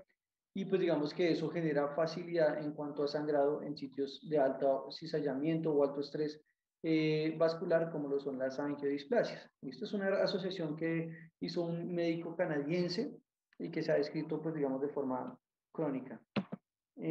Andrés, no sé qué te dijeron si seguimos o no. Sí, pues los que comentaron todos dijeron que seguir. Listo, listo. Cualquier cosa me cuentan si quieren que dejemos en algún punto. Entonces ya habiendo hecho como el enfoque de la paciente, llega la sobrina en este punto de la hospitalización y nos trae la historia previa. La paciente había estado hospitalizada en otro hospital diferente al nuestro en relación con los episodios de descompensación aguda de la falla cardíaca. Y lo que vemos en la historia clínica es que la paciente, pues, nuevamente estuvo hospitalizada por falla cardíaca, anemia e ictericia, que es lo mismo que está presentando en este momento. Y en ese momento se preguntaron si la paciente pudiera estar con un coranémico, como ya planteamos nosotros también. Por la alteración del perfil hepático pensaron en una hepatitis autoinmune por la edad y el sexo de la paciente, y también pensaron en el síndrome de Heyde. Entonces vimos los estudios que ya le habían adelantado a ella recientemente, que tenían una endoscopia y una colonoscopia normal. Con eso descartamos el síndrome de Heyde porque no está la asociación con la angiodisplasia, y digamos que tampoco nos sospechamos por ahora que sea un sangrado gastrointestinal la causa de la anemia, porque la paciente no ha tenido la clínica y tiene estudios pues por lo menos altos y bajos negativos. Tocaría ver el intestino medio. Y por la sospecha del síndrome autoinmune le hicieron un perfil que incluía ANAS, ENAS, antimúsculo liso y mitocondriales que estaban negativos. Así que nosotros simplemente completamos el estudio del síndrome ictérico con una colangioresonancia, donde se veía que no había un patrón obstructivo y solamente tenía colelitiasis sin signos de colecistitis, y pues sí tenía algo de hallazgos congestivos hepáticos secundarios a su falla cardíaca. Entonces digamos que la alteración del perfil hepático inicialmente se planteó que fuera secundario a congestión. No propiamente cirrosis, pues digamos lo mencionaron, porque vean que la resonancia no tiene cambios cirróticos, pero sí puede haber una enfermedad hepática crónica tipo hepatitis congestiva en los pacientes con falla cardíaca. Recibimos el reporte del perfil hematológico, donde vemos que tiene unos reticulocitos en 10.8, que cuando sacamos el índice corregido nos da de 4.25, está mayor a 2, así que ya podemos colocar a nuestra paciente en la parte del algoritmo de un índice reticulocitario corregido, de una anemia hiperproliferativa o regenerativa, como la quieran llamar. Folatos estaban bien, la ferritina, digamos que estaba por encima de 200, sobre todo pues pensando en si el paciente, una de las causas de su eficiencia, de su falla cardíaca fuera deficiencia de hierro, porque no sé si se acuerdan en la pirámide que les puse el manejo de la falla cardíaca crónica, estaba la suplencia de hierro, pero la paciente no cumple criterios de ferropenia funcional para iniciarle manejo con hierro parenteral. Y miren que el perfil hepático llama la atención, que la hiperbilirubinemia aumentó, pero miren que ahora es más de predominio, bueno, sigue siendo de predominio mixto, perdón. Y miren esta LDH tan marcadamente elevado, 1633, el punto de corte normal oscila entre los 250, es decir, está más de 4 veces por encima del límite superior normal. La LDH es una proteína que hay 5 isotipos y pues está implicada en el metabolismo de los carbohidratos y pues digamos que básicamente se utiliza pues y se ve en estados inflamatorios, ahorita está de moda en el COVID, pero también en la hemólisis es importante en estos pacientes porque pues digamos está muy concentrada en los citoplasmas de los eritrocitos y cuando ocurre una hemólisis la LDH se va a elevar. Entonces miren que tenemos varias cosas que nos llaman la atención. Tenemos la anemia, que es regenerativa, decíamos que las causas principales son sangrado y hemólisis. Tenemos una hiperbilirubinemia que tiene un componente indirecto y una LDH marcadamente elevada. Y cuando le hacemos el frotis de sangre periférica, llama la atención todos estos hallazgos pues, de anisocitosis, es decir, pues que hay diferencias en cuanto a formas, perdón, a tamaño.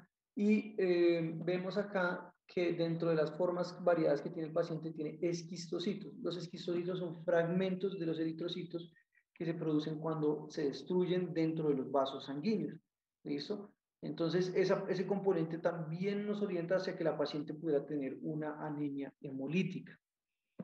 Con todo esto hablemos dos palabras rápidamente de lo que es una anemia hemolítica. Entonces, la anemia hemolítica es una destrucción prematura del eritrocito a una tasa mayor de la que le puede producir la médula. Es normal que las células, los eritrocitos se destruyan en cierto grado, casi siempre se hace a nivel extravascular, es decir, en el sistema reticuloendotelial, en los macrófagos y en el vaso, en el hígado, pero normalmente es a una tasa que, digamos, es fisiológica por el desgaste natural de los eritrocitos, la vida media es de 3 meses, y la médula está respondiendo de forma, pues, para que esté balanceada y el nivel de hemoglobina esté normal y estable. Cuando la hemólisis es mucho mayor por un proceso patológico, cualquiera que sea, a lo que produce la médula, va a haber anemia hemolítica. Ojo a eso, cuando la hemólisis no es tan marcada, yo puedo tener solo hemólisis sin anemia, ¿no? Entonces, digamos, si yo tengo hiperbilirubinemia indirecta y sospecho que el paciente está haciendo hemólisis, pero la hemoglobina esté normal, eso no necesariamente me descarta que haya hemólisis, me descarta que haya anemia hemolítica. Para enfocar las causas, es muy importante también la clasificación. Entonces, la podemos clasificar de diferentes formas, en aguda, crónica, ¿listo? Pero las que me parecen más importantes a mí es en cuanto a dónde está el problema y dónde está ocurriendo. Entonces, en cuanto a dónde está el problema, se clasifican en extrínsecas o en intrínsecas, que quiere decir si el problema está intrínseca, como tal en algo del eritrocito, en una proteína de membrana, en una enzima o en la hemoglobina, y en cuanto a las extrínsecas, son las que el problema está por fuera del eritrocito, en los vasos sanguíneos, en las plaquetas, en alguna estructura extravascular, etc. Y el componente de dónde está ocurriendo la hemólisis también es muy importante clasificarlo en intravascular o extravascular. Intravascular es dentro del vaso sanguíneo, ¿listo? El extravascular es por fuera, que es lo que ya les mencioné. O sea, sería en el vaso o en el hígado mediado por el sistema reticuloendotelial. Entonces, dentro de las extrínsecas tenemos las que están mediadas por medicamentos. Hay muchos, por ejemplo, la nitrofurantoína, ¿de acuerdo? Algunos antimaláricos, etcétera. Inmunológicas, ¿sí? Por ejemplo, en las anemias hemolíticas, que están mediadas por anticuerpos o por complemento. En infecciones, como por ejemplo en la infección por micoplasma, puede producir anemia, o por ejemplo en la malaria. En causas mecánicas, ¿sí? Por ejemplo en dispositivos intravasculares, como catéteres, dispositivos de estimulación cardíaca, válvulas como la que tiene nuestra paciente, o hiperesplenismo, pues bien sea causada por hipertensión portal o no relacionada con hipertensión portal. Y en las intrínsecas, las que ya les mencioné, hemoglobinopatías, proteínas de membrana y enzimáticas. Entonces, lo mismo para enfocarlo, podemos pensar en dos grupos grandes, las causas congénitas y las causas adquiridas. En nuestra paciente pensar en una causa congénita con la edad que tiene y que no se ha manifestado antes es poco probable, Entonces, pues bueno, aquí están casi siempre las que son de efectos de membrana, de enzima o de proteínas o de hemoglobina, ¿sí? Pues a considerar dependiendo de cómo vayan saliendo el extendido de sangre periférica, esas figuras de esferocitos, eritrocitos, halocitos o estomatocitos, nos pueden sugerir una causa en particular, sobre todo las proteínas de membrana. Y cuando no, pues hay que hacer unas pruebas enzimáticas. Pero digamos que nuestra paciente no estaría en este lado, sino más en este, en las causas adquiridas. Entonces, lo primero, cuando ustedes tengan una anemia hemolítica que ustedes sospechan que se adquiría, es descartar que eso sea una anemia hemolítica autoinmune, porque eso es una urgencia médica y hay que tratarla de forma rápida. Pues lo primero es hacer un CUMS directo, que si sale positivo es una anemia hemolítica autoinmune y habría que ver si está mediado por anticuerpos calientes o anticuerpos fríos, que digamos sería un tema aparte. Y si el paciente tiene un CUMS negativo, pasa a ser una anemia hemolítica no autoinmune, que digamos acá sugieren también por premura descartar que no sea una crisis hemolítica de una hemoglobinuria paroxística nocturna. Entonces hay que hacer la prueba de CD55-59, pero que digamos no está muy disponible para ver si es hemoglobinuria paroxística nocturna. Y si no, el siguiente paso importante es descartar si el paciente tiene esquistocitos, porque quiere decir que es una anemia hemolítica no autoinmune intravascular, porque si los los eritrocitos se estuvieran destruyendo dentro de los neutrófilos o en el vaso o en el hígado, no tendrían por qué quedar restos de eritrocitos, que son los esquistocitos, en el vaso circulando, sino que se destruirían. En cambio, si el eritrocito se está destruyendo en el vaso sanguíneo, van a quedar ahí. ¿Listo? Entonces, si no tiene esquistocitos, entonces puede ser por causas infecciosas, tóxicas, enfermedad de Wilson que puede producir crisis hemolíticas, y si es positivo puede ser por causas mecánicas. ¿Listo? Dentro de las causas mecánicas es muy importante evaluar lo que sería las microangiopatías trombóticas, que también estamos haciendo un video sobre eso, sobre las microangiopatías trombóticas, pero básicamente es una activación anormal de las plaquetas que generan trombos a nivel de la microvasculatura y eso produce una estrechez muy marcada de los vasos sanguíneos y por ahí no puede pasar el eritrocito, pero se forza a pasar por ahí y ahí es cuando se hemoliza y por eso quedan los esquistocitos. Eso sería esta columna de acá de la microangiopatía trombótica. Y de la otra causa que nos puede producir una anemia hemolítica que no tenga esquistocitos y que no sea, perdón, sea autoinmune, pero que tenga esquistocitos, son los dispositivos intravasculares. Miren que acá digamos que están las diferentes causas de anemia hemolítica o hemólisis y nos dice cómo, dependiendo de cómo usted tenga todos estos laboratorios, hacia qué lado se puede ir. Entonces, acá lo práctico es ver, bueno, cuál de mis hallazgos de laboratorio son más particulares de uno u otro, porque vean, en la hemoglobina pues casi todas va a estar baja, los reticulocitos en casi todas va a estar alta, la LDH en casi todas va a estar alta, la aptoglobina en todas va a estar disminuida, la bilirrubina en todas va a estar alta, la ferritina pues bastante variable, pero en casi todas puede estar alta, las plaquetas pueden estar normales o bajas dependiendo, ¿listo? Pero miren que, por ejemplo, lo que yo les mencionaba de las microangiopatías trombóticas, que es lo que significa TMA, miren que característicamente es la que tiene plaquetas bajas, que nuestra paciente no lo tenía, entonces eso no nos hace pensar en microangiopatía trombótica, ¿listo? Y miren que todas tienen las esquistocitos normales, es decir, no tienen esquistocitos, pero las que sí tienen son estas dos. Entonces, entre estas dos, ¿cuál se parece más a la de mi paciente? Pues se va a parecer más a esta, a las que es por dispositivos intravasculares. La microangiopatía trombótica, pues ya lo que mencionamos, no tiene trombocitopenia y adicional a eso suele presentarse o con compromiso neurológico o con compromiso renal o ambas. Nuestra paciente no tiene nada de eso. Para hablar solamente del CUMS directo, es una prueba que evalúa pues, la presencia de anticuerpos dirigidos contra los eritrocitos, bien sea o contra complemento que esté activándose contra los eritrocitos, y es muy importante para enfocar si es una anemia hemolítica autoinmune o no. Nuestra paciente dio negativo. Se le ampliaron los estudios de anemia hemolítica, y pues bueno, el CUMS directo, como les conté, dio negativo. La aptoglobina dio menos de 8. Recordad que la aptoglobina es una proteína que se utiliza para transportar la bilirrubina indirecta o no conjugada hacia el hepatocito para que se metabolice. Entonces, mientras yo más bilirrubina indirecta tenga, más aptoglobina voy a consumir. Entonces, la aptoglobina baja es otro marcador de hemólisis, que en esta paciente pues está menor al límite de detección, entonces está más que confirmado. La eritropoyetina estaba normal, lo cual pues nos hace pensar que no es por una deficiencia de eritropoyetina. Las crioaglutininas salieron positivas en títulos relativamente bajos, pero estas crioaglutininas nos hubieran importado primero, si la paciente hubiese tenido un CUMS directo positivo, porque digamos que, ¿se acuerdan que les dije que el paso siguiente es a caracterizarlo si es por anticuerpos calientes o anticuerpos fríos? Y lo otro es que cuando es por crioaglutininas nos daría una hemólisis que fuera más extravascular y la de nuestros pacientes más intravascular. Entonces a este hallazgo no se le dio mucha relevancia. El parvovirus, aunque pues digamos, uno esperaría que la anemia por parvovirus fuera más hiporregenerativa, dio negativo, tenía unas cadenas ligeras kappa y lambda en suero que estaba con una relación elevada. Eso pudiera estar en relación con una gamapatía de tipo mieloma. Sin embargo, miren que la electroforesis de proteínas mostró un pico policlonal y en el mieloma nos esperaría un pico monoclonal, entonces tampoco se le dio relevancia a este hallazgo. Miren ustedes cómo evolucionó los diversos paraquímicos de nuestra paciente, todo el tiempo pues anémica, en unos rangos seguros, estables. Esta es la tendencia de la deshidrogenasa láctica. Miren que siempre estuvo muy por encima del límite superior, que está acá más o menos en 220, 250. Siempre estuvo muy alta. Y pues entonces con eso nos pasamos a preguntar, bueno, ¿será que nuestra paciente tiene una anemia asociada a un dispositivo intravascular? Es un evento que antes era relativamente frecuente, hasta el 15% de los pacientes que tenían un dispositivo intravascular hacían anemia hemolítica, pero con el advenimiento de las nuevas técnicas quirúrgicas y los dispositivos es raro, es menos del 1%.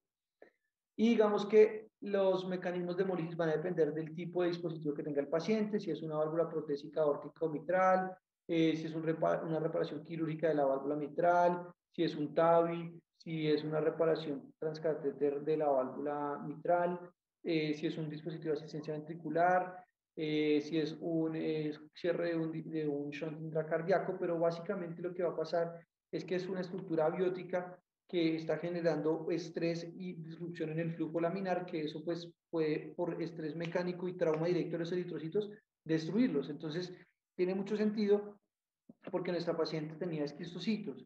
Entonces se está destruyendo, digamos, en el componente intravascular, que serían las cavidades cardíacas, que luego va a pasar a la circulación sistémica y por eso tenemos una hemólisis que es no autoinmune, que es extracorpuscular, porque el problema no está en el eritrocito, sino por fuera de él, y que además de eso es intravascular, por el perfil y por la causa. ¿Qué nos proponen entonces los autores con esta entidad tan rara? Entonces, pues lo primero es, si el paciente no tiene una anemia que no tiene una causa diferente en un usuario de prótesis cardíaca, búsquele hemólisis. Hágale un hemograma con extensión de sangre periférica, que ya hicimos, si tenía esquistocitos, reticulocitos que tenían un índice corregido positivo, LDH que estaba altísima, bilirrubinas que estaba con una elevación mixta y aptoglobina que estaba muy consumida. Entonces, pues la sospecha era muy alta, ya tenemos un diagnóstico de anemia hemolítica. Entonces, lo siguiente es establecer una relación causal. Entonces, primero, descarte causas reversibles de anemia, infección, medicamentos. Nuestra paciente pues no tenía nada que nos sugiriera esto. Segundo, descarta anemia hemolítica autoinmune con una antiglobulina directa, que es lo mismo que un CUMS directo que estaba negativo en nuestro paciente.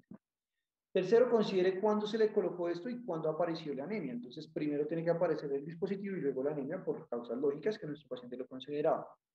Y hágale una imagen cardíaca a ver si hay algún tipo de disfunción del dispositivo que se lo explique. Ya dijimos que nuestro paciente tenía dehiscencia del anillo valvular con una parafuga importante. Todo entonces apuntaba a que la paciente sí tenía una anemia hemolítica una anemia hemolítica no autoinmune, extracorpuscular, intravascular por una parafuga valvular y lo que toca hacer entonces es intervenirle a la paciente la válvula y con eso se le corregiría su anemia, ¿cierto? Si se corrige la causa subyacente. Entonces se considera una falla cardíaca descompensada con una valvulopatía mitral y aórtica, con una hepatitis por congestión, lo que parecía ser, sin embargo se comentó una anemia hemolítica no autoinmune y se definió un manejo quirúrgico. Pero estábamos tan concentrados en la falla cardíaca y en la anemia de la paciente que se nos olvidó un pequeño detalle. ¿Qué pasó con las masas pulmonares? Vamos a operar a una paciente que tiene unas masas pulmonares que no sabemos qué son. Entonces se hizo una evaluación tomográfica de esas masas. Espérenme, ya les coloco el video rápidamente. Esta es una tomografía axial de tórax contrastada con en una ventana pulmonar. Entonces ahí creo que los hallazgos son bastante llamativos y obvios, sobre todo pues en el hemitórax izquierdo. donde los pueden ver, más hacia la localización de la pleura. Ahí ya se empieza a ver un derrame pleural, que es bilateral, pero más de predominio izquierdo, ¿cierto? Todo esto es derrame pleural, todo eso que ven ustedes acá es líquido, y esto también es líquido. ¿Listo? Les voy a mostrar la ventana en mediastino, que sería esta, que busca ver principalmente tejidos blandos, y en este particular caso lo que nos interesaría saber es si hay adenopatías relacionadas. ¿Listo?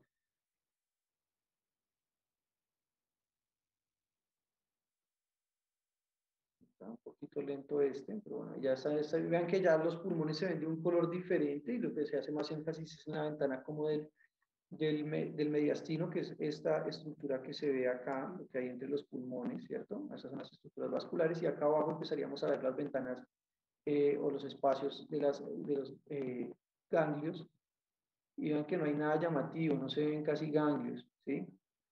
Vamos a volver un segundito a la ventana de pulmón para mostrarles lo que más nos interesa en este escenario, que serían pues lo que creo que todos identificaron como nódulos y o masas, pero se las voy a señalar en caso de que este es un nódulo, este es otro, aquí más de disposición subpleural, miren que está cerca de la pleura, aquí aparece otro nódulo que alrededor tiene algo de vidrio esmerilado, aquí está uno que está cerca de la cisura, otro nódulo, otro nódulo, otro nódulo, esto ya parece ser más masa por su tamaño, ¿listo?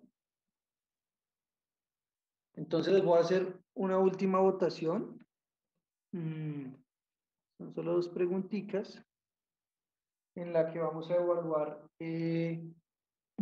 algo relacionado con nódulo y masa pulmonar. Listo, entonces vemos aquí los resultados. Entonces la gran mayoría está en lo correcto. Un nódulo es cuando tiene entre 3 y 30 milímetros. De pronto se confundieron acá con menos de 3 milímetros, sería menos de 3 centímetros, pero cuando está menos de 3 milímetros es un micronódulo.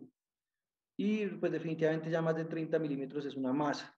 Y la siguiente pregunta es, ¿cuál de las siguientes es un factor predictor de benignidad en los nódulos pulmonares? De benignidad, no de malignidad. Entonces, la benignidad está dado principalmente por las calcificaciones en patrón de palomita de maíz, que se relaciona con amartomas pulmonares, que son tumores benignos. Las especulaciones, ser fumador y tener duplicación del tamaño en un tiempo acelerado, es un factor de riesgo de malignidad. Bueno, entonces ya nos estamos acercando al final de nuestro caso, que ya teníamos, digamos, todo claro hasta que nos encontramos esos nódulos que hay que caracterizar. La lectura oficial del radiólogo pues reportó que eran nódulos en el campo pulmonar izquierdo entre 4 y 25 milímetros que alcanzan diámetros de masa, uno que alcanza diámetros de masa con 38 por 19 por 24, vean que este diámetro es mayor de 30. En el segmento superior del lóbulo inferior izquierdo del mismo lado, con la cantidad de líquido libre que les mencionaba, la cardiomegalia con la prótesis, y el resto pues los hallazgos relacionados con sus antecedentes. Entonces con esos hallazgos, pues digamos que la probabilidad de que eso sea maligno es alta. Lo único que llama la atención es que con un compromiso tan extenso fuera unilateral, no esperaría que ya hubiera compromiso del otro pulmón, pero entonces se define la masa y el nódulo pulmonar se define como una opacidad radiológica definida, redondeada, que está rodeada en su mayor parte de pulmón normal aireado, como ver las imágenes de nuestro paciente, y los puntos de corte que mencionamos son micronódulo de menos de 3, nódulo entre 3 y 30, y masa entre más de 30 milímetros. Las causas de un nódulo pulmonar pueden ser muchísimas, desde infecciosas, malignas, infecciosas, tumores malignos, tumores benignos, inflamatorias, vasculares, congénitas, linfáticas y misceláneas, son muchas. Lo más importante es que sepamos enfocar un nódulo pulmonar para saber cuándo hay que hacer un estudio histopatológico. Pero digamos que las opciones que tenemos, básicamente, si es más de 30 milímetros, o sea, es una masa, sí o sí toca. Cuando es menos de 8, dependiendo del riesgo, por los factores de riesgo adicional del paciente, con algunas escalas que podemos utilizar, podemos hacerle seguimiento radiológico. Y cuando está entre 8 y 30, utilizamos otros factores como el tiempo de duplicación, si tiene especulaciones, el patrón de calcificación, para ver si le hacemos o no el estudio histopatológico. Tenemos dos opciones, fibrobroncoscopia o portoracoscopia. La ventaja de la fibrobroncoscopia es que es menos invasivo, menos tasas de complicaciones, y que por el desarrollo del EBUS, que es que además de la fibrobroncoscopia en un ultrasonido que es radial, pueden hacer biopsias de los ganglios, y si es algo maligno, de una vez estadificarlo. Y la toracoscopia, pues digamos, sobre todo es útil cuando las lesiones son más distales.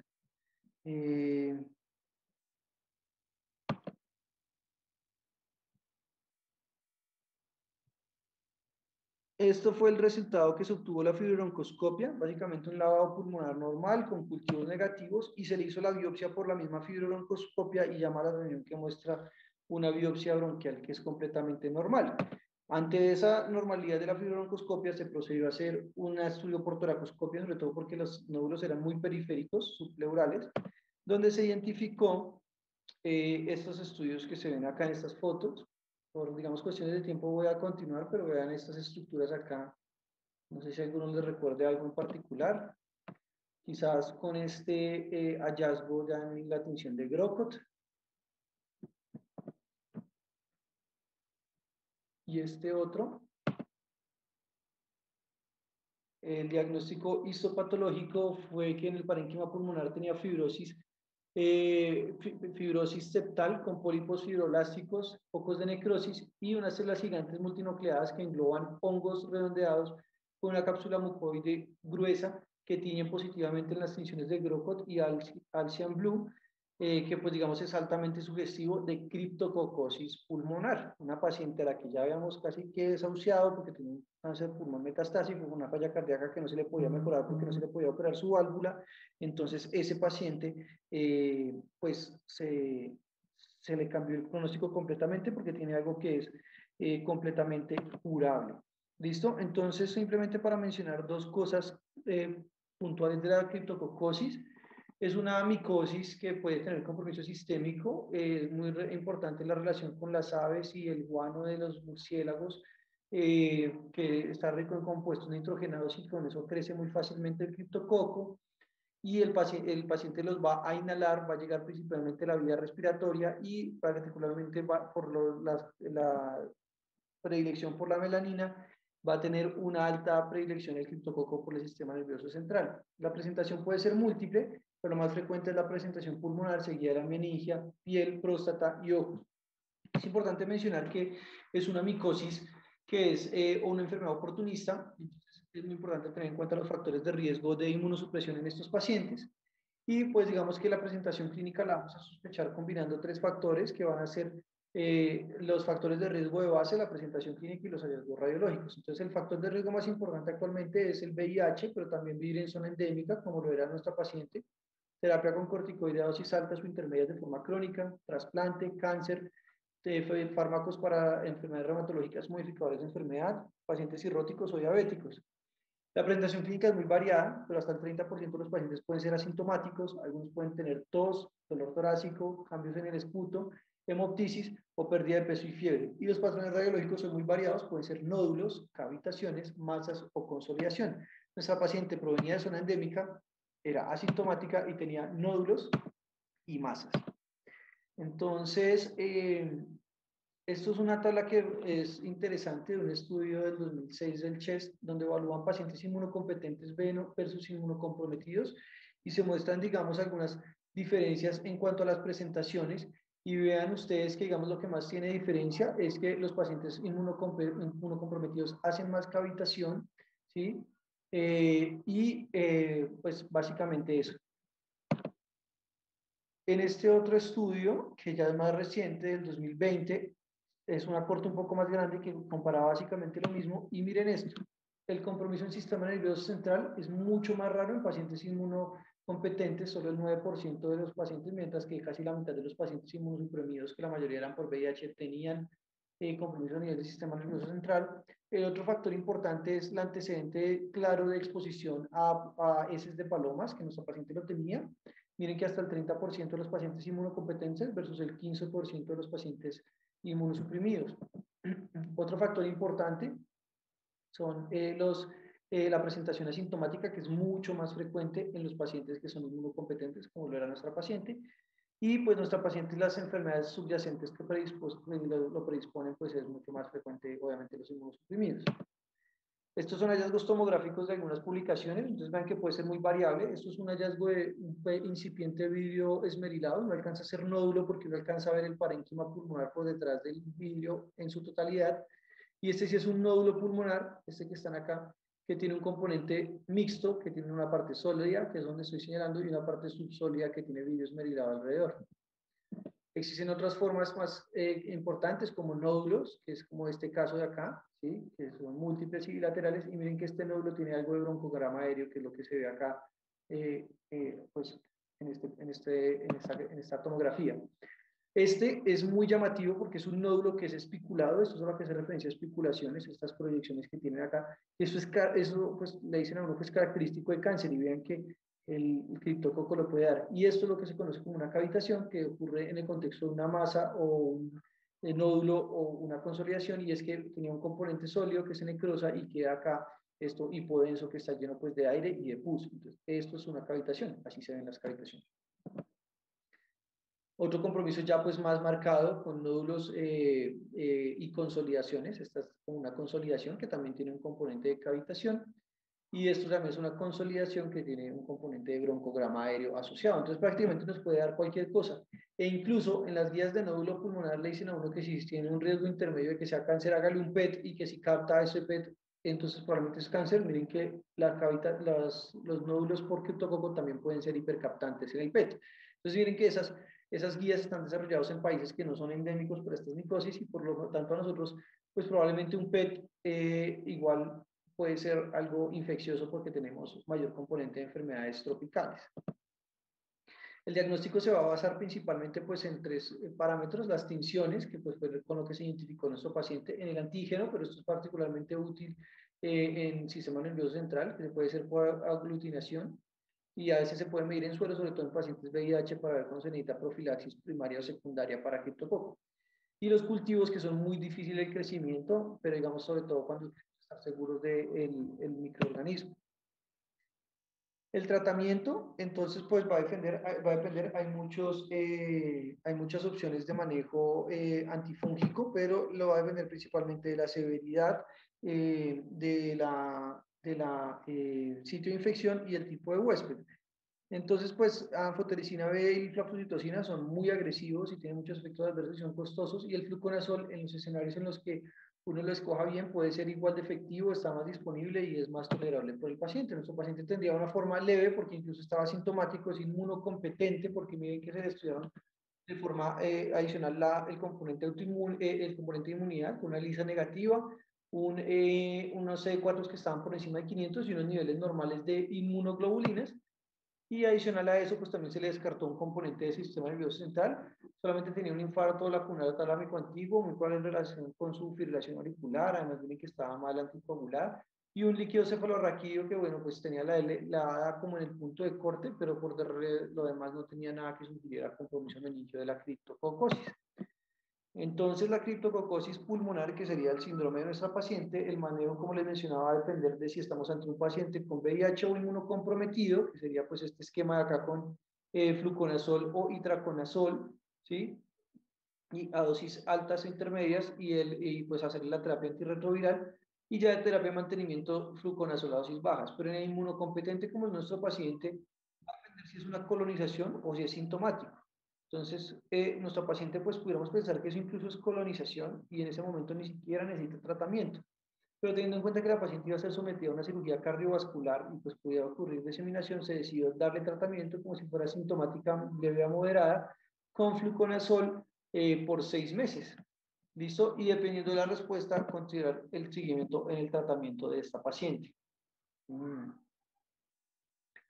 Y esto simplemente es para demostrar que a veces se sugiere hacer un seguimiento con los niveles del antígeno en suero, pero miren que en verdad la respuesta entre los pacientes inmunocompetentes que reciben tratamiento y los que no reciben tratamiento, no existe una diferencia en cuanto a los niveles de antígeno. Entonces este estudio sugiere que no sirve de nada hacer el antígeno para criptococo en suero en pacientes inmunocompetentes que van a recibir tratamiento.